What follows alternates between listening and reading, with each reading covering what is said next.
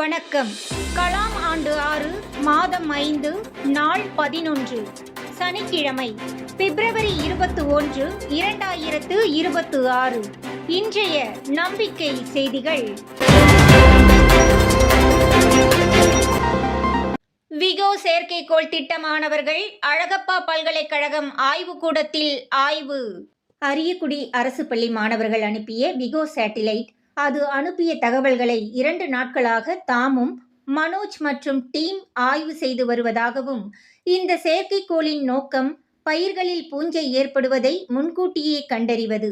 இந்த ஆய்வு நம்பிக்கையளிப்பதாகவும், இன்னும் 2 நாட்களில் முழுமையாக அதனை அறிய முடியும் என்று நம்புவதாகவும் திட்ட இயக்குநராக பொறுப்பேற்றுள்ள நல்லூர் வட்டத்தின் சாதனை மாணவர்கள் துறை மாநில பொறுப்பாளர் விஷ்ணு தெரிவித்தார். பிப்ரவரி 22 எரசை கிராமத்திற்கு வருகை தரும் நல்லூர் வட்டம் மாநில பொறுப்பாளர்களை வரவேற்க சிறப்பான ஏற்பாடுகளை செய்து வரும் பொறுப்பாளர் மீனாம்பிகை. மாதந்தோறும் தமிழகம் நெடுகிலும் உள்ள மாநில பொறுப்பாளர்கள் நேரிடையாக சந்தித்து நல்லூர் வட்டத்தின் கடந்த மாத செயல்பாடுகளை மதிப்பீடு செய்யவும், வரும் மாத செயல்களை திட்டமிடவும் இச்சந்திப்பை பயன்படுத்தி வருகிறார்கள். அதே நேரத்தில் அப்படி முகாமிட்டிருக்கும் ஊரின் வளர்ச்சிக்கெனவும் அனைத்து துறை பொறுப்பாளர்களும் 3 மணி நேரத்தை ஊர் மக்களுடன் பகிர்ந்து கொண்டு வருகிறார்கள்.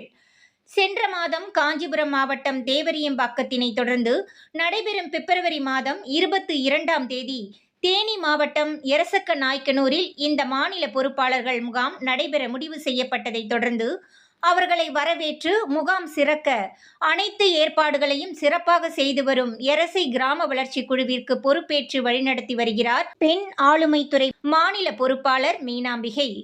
வருகை தரும் அனைவரையும் தனித்தனியாக கவனம் செலுத்தி வரவேற்பது, அவர்கள் வந்தவுடன் தங்களை தயார்படுத்திக் கொள்ள வசதிகள், காலை மதியம் உணவு மற்றும் தேநீர் ஏற்பாடுகள், துறை வாரியாக கிராம மக்களை சந்தித்தல், பகல் உணவிற்கு பிறகு மாநில பொறுப்பாளர் சந்திப்பிற்கான மண்டப ஏற்பாடு, மாலை அனைவரையும் வழியனுப்பி வைத்தல் வரை கிராம வளர்ச்சி குழு மற்றும் தேனி மாவட்ட பொறுப்பாளர்கள் பொறுப்பேற்று செயல்பட்டு வருவதாகவும், அவைகளை நாம் ஒருங்கிணைத்து வருவதாகவும் பெண் ஆளுமைத்துறை பொறுப்பாளர் மீனாம்பிகை தெரிவித்தார்.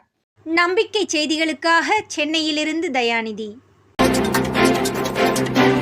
இன்று சென்னை நல்லூர் வட்டம் அலுவலகத்தில் ஓர் உலகுகள பொறுப்பாளர் சங்கீதா.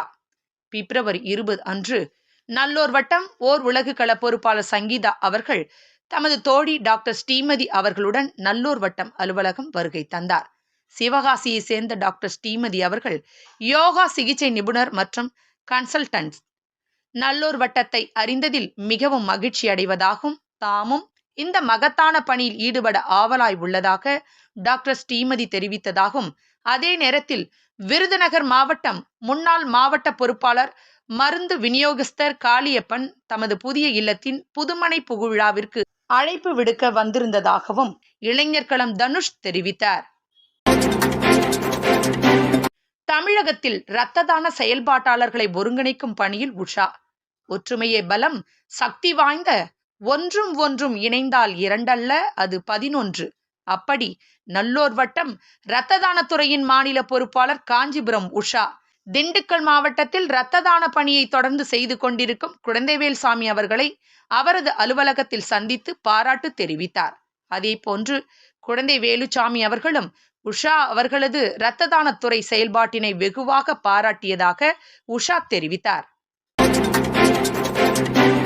டெல்லி குடியரசு தின விழாவில் சிறப்பு அழைப்பாளராக கலந்து கொண்ட பெரியகுளம் சொக்கன் அலை கிராம பழங்குடியின தலைவர் கண்ணன் பிப்ரவரி 22 எரசை கிராம சங்கமத்திற்கு அழைப்பு. டெல்லியில் நடைபெற்ற 77வது குடியரசு தின விழாவில் சிறப்பு அழைப்பாளராக கலந்து கொண்ட பெரியகுளம் சொக்கன் அலை கிராமம் பழியர் பழங்குடியின தலைவர் கண்ணன் அவர்களை நல்லூர் வட்டம் தேனி மாவட்ட பொறுப்பாளர் துரை, விழிப்புணர்வு கள பொறுப்பாளர் சுந்தர் நேரில் பார்த்து அழைப்பு விடுத்துள்ளனர். கண்ணன் அவரது மனைவி கனகா அங்கன்வாடியில் சமையல் உதவியாளராக பணியாற்றி வருகிறார். கண்ணன் தான் அவருடைய சமூகத்திலேயே முதலாக உயர்நிலை பள்ளி வரை சென்று படித்தவர். கடந்த 25 ஆண்டுகளுக்கு மேலாக மலை தொடர்களில் வசிக்கும் புலையர் மற்றும் இரவாளர் முதுவர் பழங்குடி மக்கள் வசிக்கும் 100க்கும் மேற்பட்ட கிராமங்களுக்கு நடந்தே சென்று கல்வியின் அவசியத்தை எடுத்து கூறி படிக்க வைத்து பலரையும் அரசு பணிகளில் சேர்வதற்கு உத்வேகமாக இருந்துள்ளார். மேலும் பழங்குடியின விவசாயிகளுக்கு தேவையான பொருட்கள், அரசு மானியங்களை பெற்றுத்தருதல், மின்சார வசதி இல்லாத வீடுகளுக்கு சூரிய சக்தி விளக்குகளை ஏற்பாடு செய்தல் மற்றும் கொரோனா பெருந்தொற்று காலங்களில் வாழ்வாதாரம் இழந்தவர்களுக்கு தேவையான உதவிகளை செய்துள்ளார். வாரந்தோறும் திங்கட்கிழமை மாவட்ட ஆட்சியரை நேரடியாக மக்களுடன் சந்தித்து சாலை வசதி, முதியோர் உதவித்தொகை மற்றும் மருத்துவ வசதிகள் போன்ற அடிப்படை உரிமைகளை தனது மக்களுக்கு பெற்று தந்துள்ளார். இவர்களுடைய சமூக பணியை கௌரவிக்கும் விதமாக ஜனவரி 26ஆம் தேதி டெல்லியில் குடியரசு தின விழாவில் விஐபியாக கலந்து கொண்டு கௌரவிக்கப்பட்டார் என்பது குறிப்பிடத்தக்கது. சமூக பொறுப்பு பாலகுமார் கண்ணில் பட்டது நிர்வாகத்தின் பார்வைக்காக.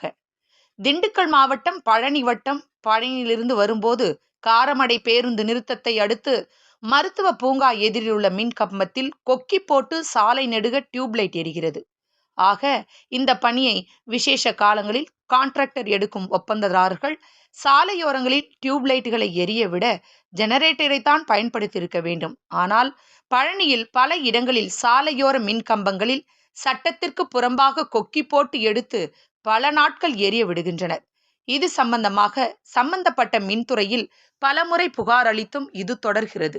ஆக மேலே காணும் காணொளி நேற்று 19/2/2026 அன்று எடுக்கப்பட்டது. விழிப்புள்ள பொறுப்புள்ள குடிமகன் பாலகுமார் அவர்களுக்கு நம்பிக்கை செய்தியின் பாராட்டுக்கள். நம்பிக்கை செய்திகளுக்காக புதுச்சேரியிலிருந்து ஜூலிதாஸ். 58வது முறையாக இரத்த தானம். தமது மகனுடன் சேர்ந்து இரத்த தானம் செய்த தந்தை குழந்தைவேல்சாமி. குருதி கொடையாளர் மாநில தலைவராக உள்ள திண்டுக்கல் குழந்தைவேல்சாமி அவர்கள் அவசர தேவைக்கு நூற்றுக்கணக்கானோருக்கு இரத்தம் கிடைக்க ஏற்பாடு செய்து அளித்து வருவதோடல்லாமல் தாமே தொடர்ந்து இரத்த தானம் செய்து வருகிறார். இன்று ஒரு அவசர தேவைக்காக தமது மகனுடன் சேர்ந்து 58வது முறையாக இரத்த தானம் செய்த குழந்தைவேல்சாமி அவர்களுக்கு நல்லூர் வட்டம் இரத்த தானம் துறை மாநில பொறுப்பாளர் உஷா அவர்கள் நம்பிக்கை செய்தியின் வாயிலாக தமது பாராட்டுக்களை தெரிவித்துக் கொள்கிறார்.